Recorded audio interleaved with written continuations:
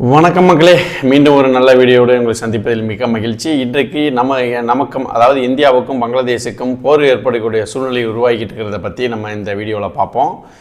1971 India தான் பங்களாதேஷுக்கு சுதந்திரம் வாங்கி கொடுத்து கணக்கிலடங்கா உதவிகளை செஞ்சுருக்கு. கிட்டத்தட்ட 4 பில்லியன் அமெரிக்க டாலரை நம்ம பங்களாதேஷுக்கு கடனாக கொடுத்துருக்கோம். உணவு ஏற்றுமதி, பெட்ரோல் டீசல் ஏற்றுமதி, கிட்டத்தட்ட அனைத்தையுமே இந்தியாவை சார்ந்து இருக்கக்கூடிய ஒரு நாடு இன்றைக்கி இந்தியாவுக்கு எதிரான நடவடிக்கைகளில் ஈடுபட்டுக்கிட்டு இருக்காங்க. பாகிஸ்தான்லேருந்து உளவு அமைப்பு ISIயோட தலைவர் பங்களாதேஷுக்கு போயிட்டு கலந்துரையாட்டு வந்திருக்கார். அவங்க ராவோட செயல்பாடுகளை பங்களாதேஷில் கட்டுப்படுத்தணும் அப்படின்னு பேசிட்டு வந்திருக்காப்புல. அது மட்டும் இல்லாமல் பங்களாதேஷ் மற்றும் பாகிஸ்தான் அந்த போர் பயிற்சி உடன்படிக்கை நடந்திருக்கு. இனி பங்களாதேஷோட இராணுவ வீரர்களுக்கு பாகிஸ்தான் இராணுவ வீரர்கள் பயிற்சி அளிப்பார்கள். அது மட்டும் இல்லாமல் இன்டர் கான்டினென்டல் பாலிஸ்டிக் மிசைல், அதாவது மீடியம் ரேஞ்சு பாலிஸ்டிக் மிசைலை பங்களாதேஷ் பாகிஸ்தான்கிட்ட ஆர்டர் பண்ணியிருக்காங்க.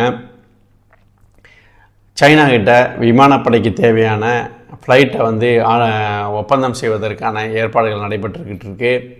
துருக்கிக்கிட்டே இருந்து அட்டாக் ட்ரோன்ஸை வச்சு இந்தியா எல்லையில் பறக்க விட்டுக்கிட்டு இருக்காங்க.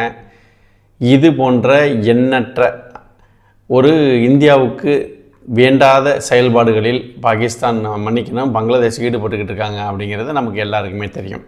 ஓகே, ஒரு 2-3 வாரங்களுக்கு முன்னாடி பங்களாதேஷ் ஒரு முப்படைகளும் சேர்ந்து ஒரு போர் ஒத்திகை நடத்தினாங்க. இதை தொடர்ந்து பங்களாதேஷோட எல்லை பாதுகாப்பு படை, அதாவது பார்டர் கார்ட் பங்களாதேஷ் படைப்பிரிவினர் நம்மளுடைய இந்திய பங்களாதேச எல்லைகளில் பதுங்கு குழிகளை வெட்டி ஏற்பாடு செய்துக்கிட்டு இருக்கிறதா சொல்கிறாங்க. அது மட்டும் இல்லாமல் ஒரு சமீபத்திய ஒரு ரிட்டையர்டு ஜெனரல் என்ன சொல்லியிருக்கார் அப்படின்னா, பங்களாதேஷ் இராணுவம் நினச்சா இந்தியாவினுடைய 4-5 மாநிலங்களை 10 to 15 ஹவரில் கேப்சர் பண்ணுவோம் அப்படிங்கிற சொல்லியிருக்காரு. அது மட்டும் இல்லாமல் இப்போ சமீபத்தில் ஒரு கரண்டில் இருக்கிற ஒரு இராணுவ ஜெனரல் என்ன சொல்லியிருக்காரு அப்படின்னா, பாகிஸ்தான் நினச்சா இந்தியாவினுடைய சிலிகுரி பகுதியை நாங்கள் டேக் ஓவர் பண்ணுவோம், அதாவது சிக்கன் நெக் பகுதியை நாங்கள் கேப்சர் பண்ணிடுவோம் அப்படிங்கிற மாதிரிலாம் சினமூட்டும் செயல்களில் ஈடுபட்டுக்கிட்டு இருக்காங்க மக்களே.